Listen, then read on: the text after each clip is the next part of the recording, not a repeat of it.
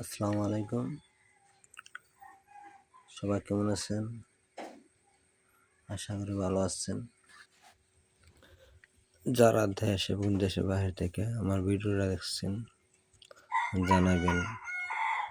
আমার খরগোশ 2টি খরগোশ কিন্তু বাচ্চা দেয় না, একটু জানাবেন। ওকে। আর কি খানা খাওয়াবো খরগোশকে জানাবেন। ওকে। দেখেন, একটি সাদা আর একটি লাল খরগোশ। এই ওরা ঘাস খাচ্ছে। দেখেন কি সুন্দর করে, মাশাআল্লাহ, কি সুন্দর করে ঘাস খায়। দেখেন একটু। ওকে। দেখেন মাশাআল্লাহ কত সুন্দর করে ঘাস খায়।